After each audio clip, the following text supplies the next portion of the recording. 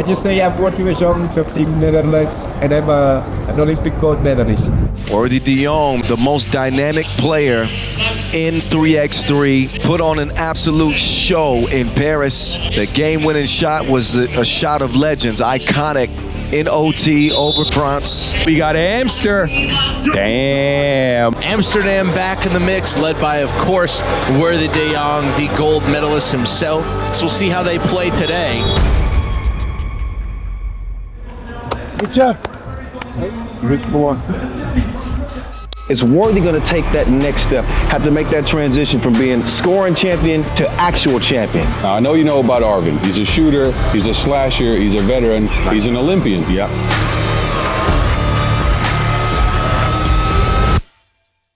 Laten we het allermooiste fucking einde geven wat we kunnen geven. Zoveel is leuk, maar goud is mooi. Goud is mooi. Hoe gaan we uit? Mooi!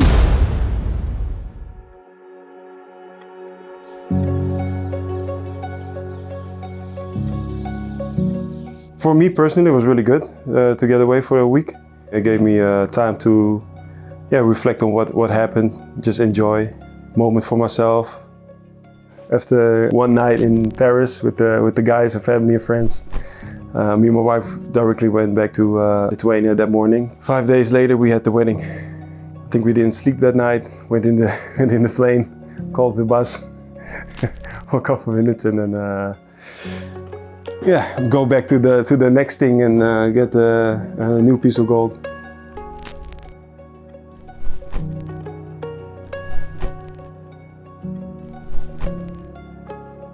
We have a baby boy coming also, so it's we've been busy this year. I think because we're both basketball players and we really give each other the room to be great, then that means you don't see each other all the time when you want to. We both know this, and we're trying not to also bring that negativity into a relationship, like keep talking about maybe you should do this, maybe you should do that. No, we just talk about what's better for the other person individually and go from there. She has the same thing, so I think that level of support for each other makes it all easier.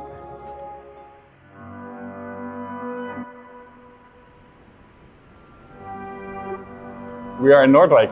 This is the place we're from, this is where we grew up, this is where we started playing basketball. We both played here in Noordwijk not that long, maybe till we were like age of 12.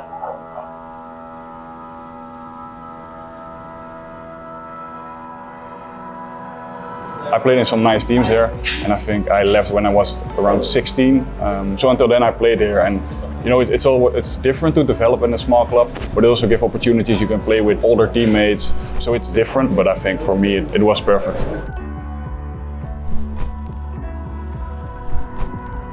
I think we're pretty close, the two of us, and we have an older brother, but no one knows because they always see the both of us, but we also have an older brother. Now, Nora and me, we live in the same building in Amsterdam again. Sometimes when I get back from a tournament, then my sister's sitting on my couch because she just likes TV better. When we were younger, it was always maybe a little bit more fighting and stuff. Young could be really annoying. How it's supposed to be, So, and then we moved away from each other, and then I think it got better when I see Jan every day, so that's super nice. For me, it's always special to travel together, and especially last year. I mean, we played some really big tournaments, of course, together. Really nice to have support, even if you're in Utsunomiya or in Hong Kong, from someone who's really close to you, because of course, friends and family, they cannot get there, it's way too far. And for me, it really helped me if she's there, just to have an easy conversation where you don't have to work for it, it's easy, it's low-key. Hup, Holland, Hup. It's about to turn up here in the capital of the Netherlands as we bring you the third edition of the FIBA 3x3 Europe Cup from the one and only Amsterdam. We're in a special spot in not only the Netherlands, but also in Amsterdam. We're at Museumplein. And I think also for 3x3, this is a special spot because the European Cup in 2017 and the World Cup in 2019 were held right here behind me. And behind the camera is the historic Rijksmuseum.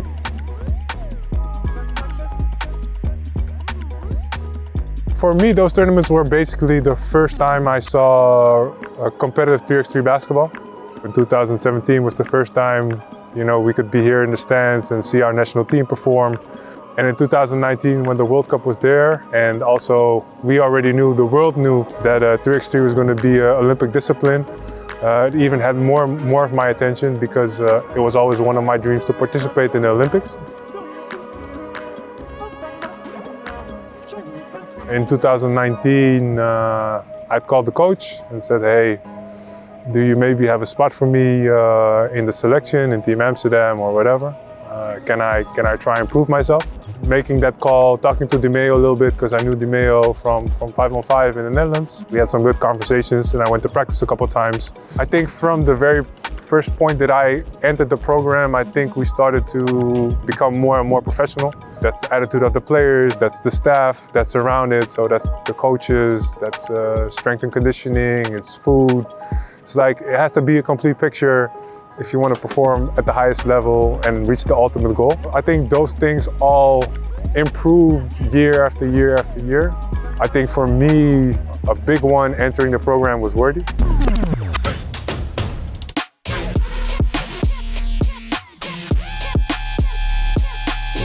We're at my old neighborhood where I grew up.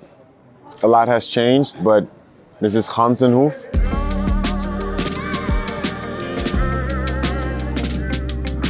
I think growing up here has given me so much tools to become the person that I am today. Being involved with so much different cultures and learning from all these cultures, but the mixture of people that we have here, gave me a lot. I mean, I grew up here with my mom. My mom still lives in the same apartment that we moved into when we came down here. She's been a cornerstone to my whole journey, She has helped me with everything that I've become. She still tries to help me with everything. Even though she's sick, she definitely shows how strong she is and how she fights through everything. And that has definitely resonated with me.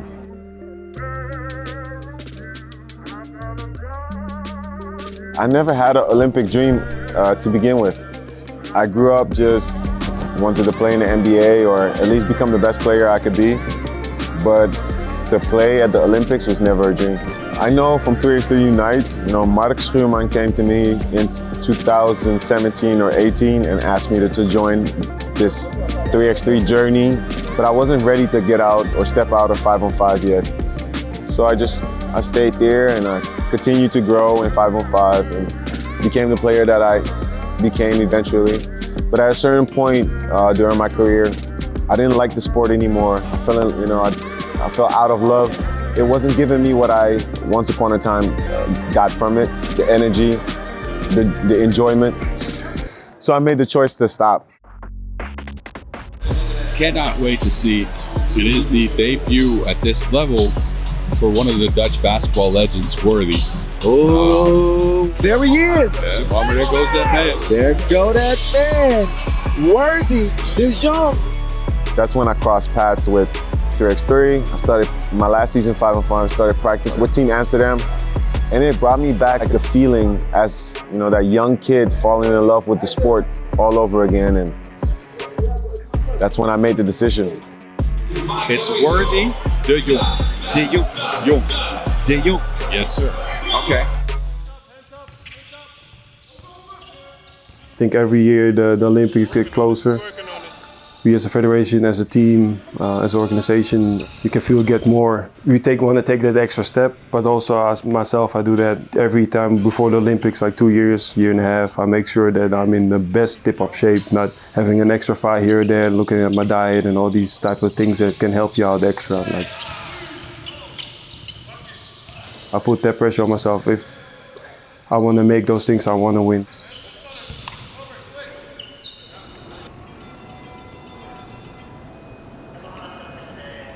Tokyo 2020, of course, it was strange. First of all, just felt very fortunate that the Olympic Games were continued. I think we used the extra year that we got really well to get prepared.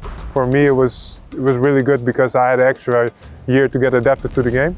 I think the conditions in Tokyo were extreme. One, was a big part was the isolation.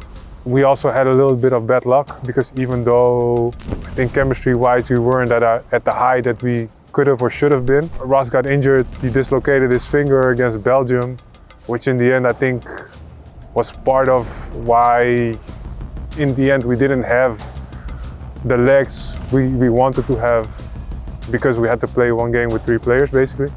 Yeah, I was super disappointed in Tokyo about not getting a medal. I think we were good enough at least to get like a fight for a bronze medal or get it all the way to the finals to fight for a gold and silver, but we didn't get there. Yeah, it was fuel to the fire just to make sure that we will get it the next time we go.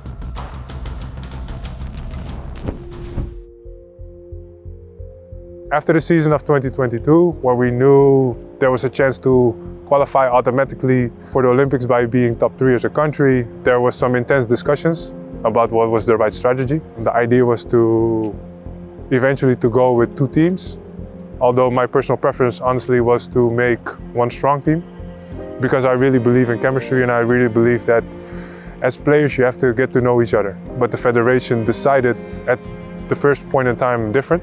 So we were going to play with 2 teams. Worthy would play with Team Utrecht, and me and Dimeo would continue to play with Team Amsterdam. Until the point that Dimeo got a once-in-a-lifetime, I guess, offer to go to China. And he called us, he's like, listen guys, I have this great offer from China I'm going to take. I think we wished him all the best. At the same time for us that meant readjusting our plans. If they tell me I have to do something, I will not think about it too much. I will try to do it. I remember Dimeo coached me one of the years when I played under 23, and he said, hey, you see that guy, he's with you, don't let him do that. And I think 1 minute later we were head to head. When I joined Team Amsterdam, we had to figure out how to use me or how to strengthen the chemistry that we were trying to work on. In the beginning, it was pretty tough because my usage was high. Every ball was going like through me. I don't think we got the best out of that right away. But along we started to play more and practice more, get to know each other. We figured out how it works the best, and the results show that it worked out. I played with Worthy already in my 5-on-5 career. We played together in Leiden. But Arvin I didn't know only as an opponent and only because they played so many games with the national teams 5-on-5. So in the beginning that feels kind of weird that to be one of them. You know, it feels like they are the top guys of basketball in the Netherlands, which they are. And it basically took us almost a full year with Team Amsterdam. We're not only playing for Worthy, but we're playing together with Worthy. We're using his strengths and we play off of his strengths, but he also plays off of our strengths. And that's something for me that I think we put a lot of time in, and that finally came together in Hong Kong, where we finally won our first Master of the Year. Between them feels weird, but of course it doesn't anymore. Now it feels normal. Now you know them very well. Oezupis, Amsterdam ball. Worthy De Slagter. Slagter gets it over. Juice will drive. Juice with the floaty. That is your game, ladies and gentlemen.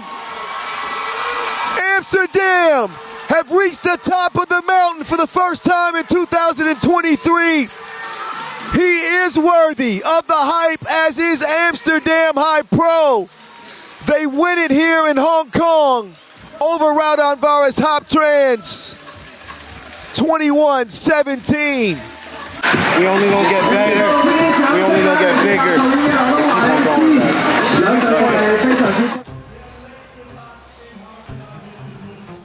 You saw that the integration with Dimeo in the European Cup and the World Cup was difficult, because now we had 2 players who were used to being both dominant with the ball. But we spoke our mind, like this is our role, this is going to be a great thing if we get our minds together. I made sure that Worthy understood, like, you are the best scorer in the Netherlands. I don't mind being like the second punch in our 1-2 punch, but we just need to do it together with the 4 of us and make it happen. And I think it took a little while, but that's normal to build this chemistry because it is a big change. That took until 2024, when basically Dimeo was here full time, where we had the time to practice together, that you could see that, okay, now we can build some chemistry, now we can start and try and build a team that we're supposed to be. But the chances that you take with that is that the time is only limited. If the first moment or the second or the third moment comes where you have to qualify because you didn't qualify ultimately to ranking, and that comes too quick, then it can be like, yeah, you know, maybe we should have started last year. Another Olympic year is finally here of Olympic qualifiers here in the historic city of Hong Kong, where 16 teams enter with just one goal. That's to stamp their ticket to Paris. Our first OQT was in Hong Kong. We lost the semifinals by 1 point, which I think we could have won that game against Latvia. Time winding down. He'll miss the midi. Miezis' turn.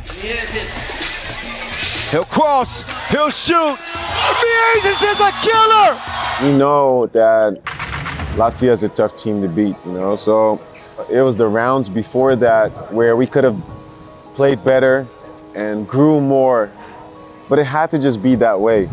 That we fell short, it happens, you know. I didn't go to any of the qualifications with expectations to make it. I just made sure I have fun, and that's been the center of my focus ever since I came. I have to have fun. I have to enjoy what I'm doing. I think that's when I'm at my best. The moment you get a call from your coach and he calls you and he says, hey, listen, unfortunately, I didn't select you this time. I mean, I was shocked, to be honest. I didn't think his reasoning for not selecting me was very strong. I don't want to say I had to accept it, but I had to deal with it. It's a tough period, and that I'm fortunate to have a good support system. In the basketball gym, I know what to do. I know how to practice hard. I know how to keep my head down and be ready for that moment, and that's what I did. It was really tough because for everyone knew, okay, this is the most important tournament. This is a tournament we've been working for 3 years, and it felt like a big opportunity because there weren't that many teams.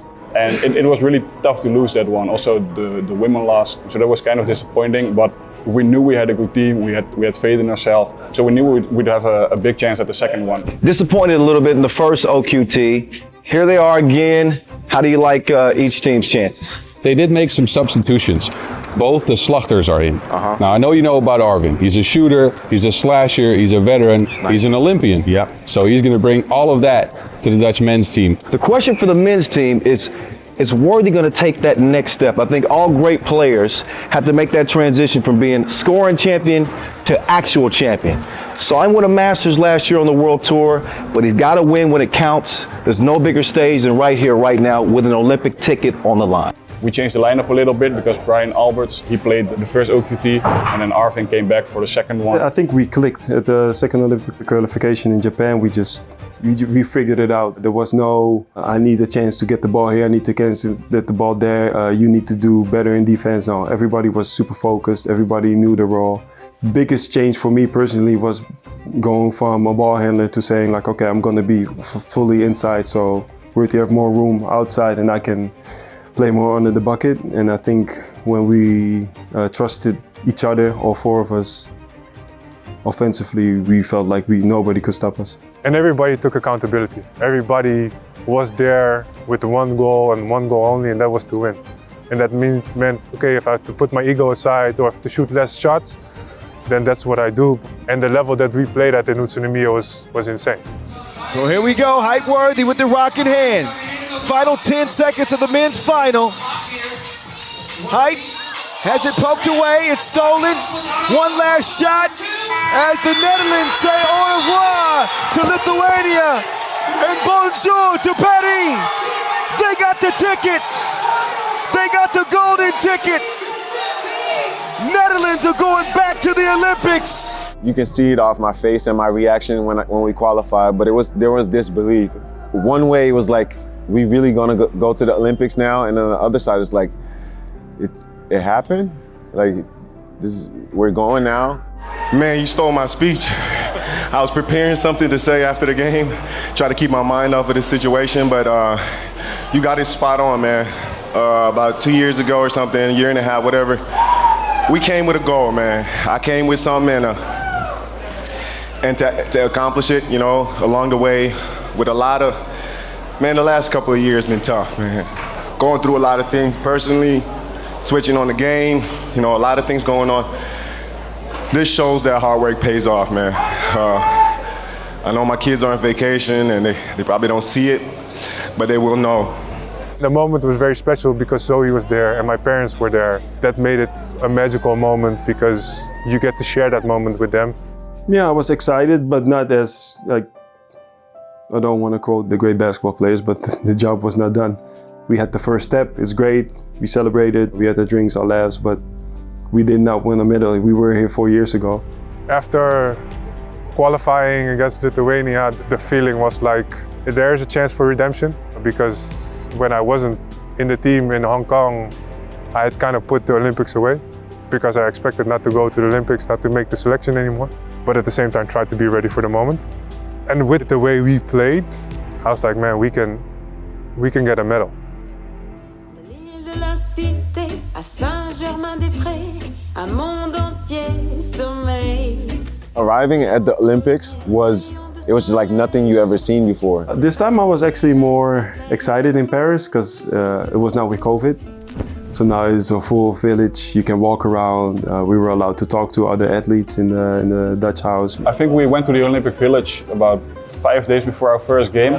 And to be honest, first you walk in and you think, yeah, well, what am I doing here? I don't belong here. You know, you always watch the Olympic Games at the television and you see the big athletes walking by. For me, part of the Olympics is joining other events, seeing our Dutch national team members or different sports that I haven't seen before. Those are experiences that bring you closer together, that support all those little building blocks to become closer and become more of a team. Actually, I felt like a little kid being happy, like, this is the Olympics. I missed that feeling in Tokyo. In the train to Paris, and I'm in the train, I'm talking to Worthy, and I want to get my sandwich. I'm like, damn, I forgot my sandwiches on the counter. Should have brought them.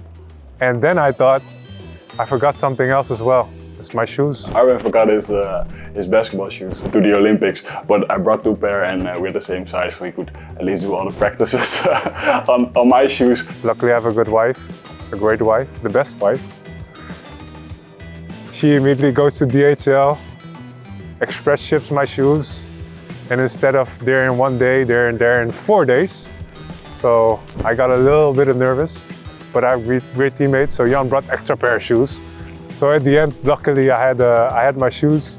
My wife brought an extra pair of shoes when she came to Paris, so at the end I did have 2 shoes. And then the real basketball could start.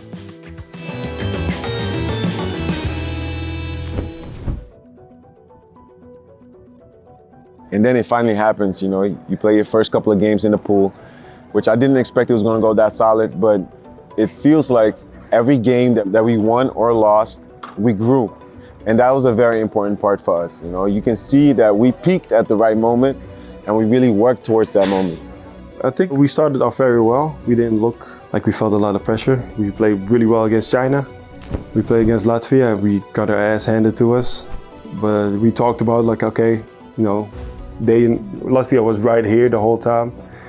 And we said like, okay, it's really hard to get that high. We're starting here, let's keep building. I think against Serbia, it was like a really close game. We lost by a tough shot, we can live with that.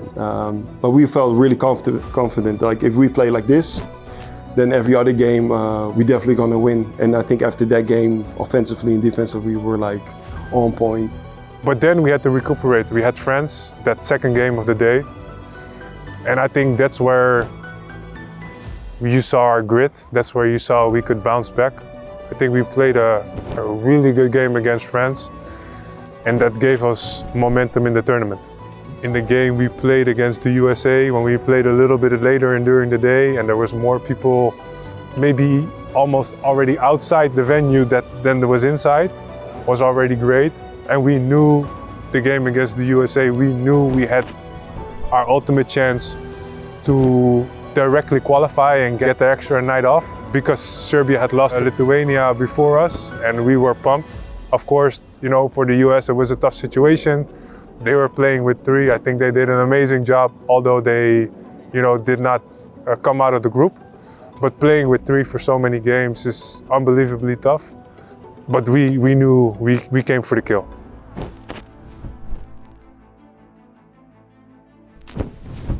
We've met Lithuania in so much occasions. Going to the Olympics, the qualifier, we met them twice. And then now we have to meet them twice again. So in one way, the teams knew each other really well, but we also were pretty confident that we were capable of beating them. The drawing that we wanted Lithuania. That was the team that I think we matched up the best with. And also in that semifinals, I think we left nothing to the imagination.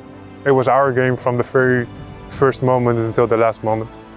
But after that, beating them, it kind of went away. Because you're at the Olympics, and I'm not saying that I settle, but you win silver if you lose at the Olympics. That's not just a little accomplishment. So I guess at that point I could play freely, and that really helped me at the end. After beating Lithuania, I went to the stands and I kissed Femke and Ella. And then after that, I went to this little stage, there was interviews, and actually I sat there and I shed some tears.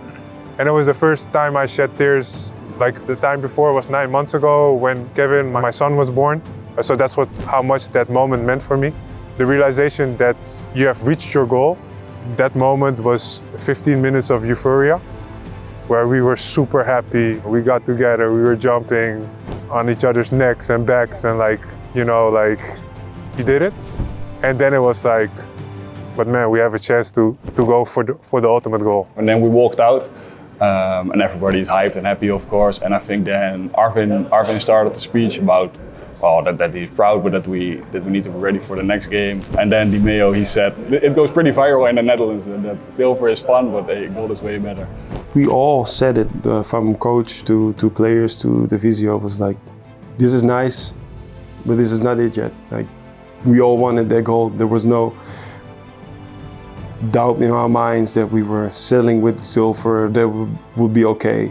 I think this is the first time in my life going to a final that I felt this confident, like, oh, we're gonna win this for sure. But that was also because of the confidence that built up from the other games, that we were not even thinking about silver. Like, we said it one time and everybody was like, no silver, we want that gold. And yeah, the rest is history. Will they deny the home fans of a victory? Let's get down to Lakencourt, France versus Netherlands. The enjoyment and the relaxation that you could see on our faces when we walked out that court was big, because it said like, oh, we're ready for this moment. It was such an intense fight, and what I really liked about this final is that it was a team final, because yes, Worthy took main stage in the end of the game, but until that point, Jan had been crucial. Dimeo had made a big bucket, I had made a big bucket. Like, everybody contributed.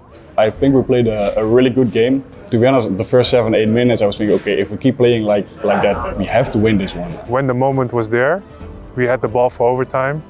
We knew that we could get Worthy a great shot because of the way France played defense. But at that time, Worthy had not made a 2. He was 0 for 5 at that moment. And that's where I think you see real teams come together, and where you see I trust the person next to me as much as I trust myself. And we say, we run this play for you. We'll get you a great shot.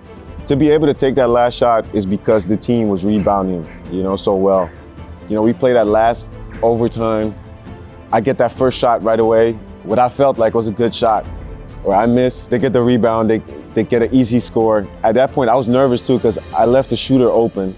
So I turned around, he got the ball. Luckily, he went for the easy basket.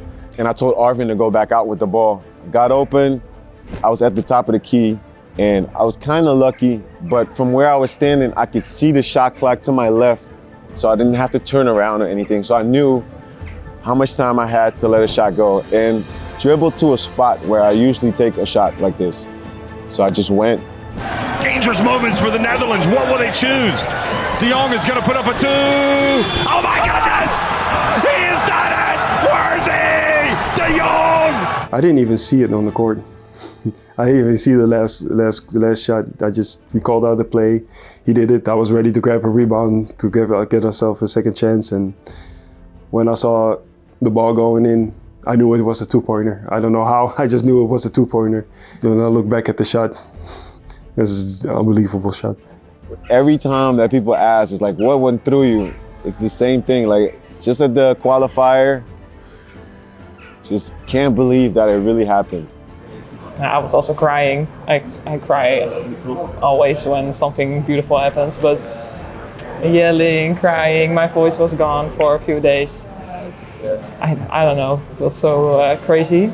I see this disbelief on the other guys' their face, and my wife's crying. I was like, why are you crying? Why am I not crying? should I be crying? So I gave her a hug and a kiss, and then I went to a little corner, standing by myself, just think about what actually does this mean? And then you start thinking all this like basketball on the Olympics and winning gold, like it's you're written in history. So. I mean, you guys probably watched Steph Curry in the finals. It was against France at the Olympics. He had 3 shots at the end, and then he had his last shot to seal the game. He shot that from the right side of the court, where I shot my last shot on the right side of the court. It's his first Olympics. It's probably gonna be his last. It's my first Olympics. It's probably gonna be my last Olympics. He's 36 years old. I'm 36 years old. And we are both born on March 14, 1988. It's crazy how we moved as parallels across the globe, but we ended up in the same space at the end, in the same way, against France, at the Olympics, in the finals, with that shot. It's kind of crazy. I'm not a spiritual guy or anything, but I don't know if that's coincidence. It's a lot of disbelief that you actually accomplished this together. The ultimate in sports, I think, is winning a gold medal at the Olympics and achieving that, knowing that you're a basketball player from Holland, which is, it's very unlikely that you ever go to the Olympics. And then you go to the Olympics and you perform the way you perform is the wildest dream. And then the scenario on the script in France, against France, what was there? 10,500 is silent and 500 is screaming because we won. As there's nothing better than that.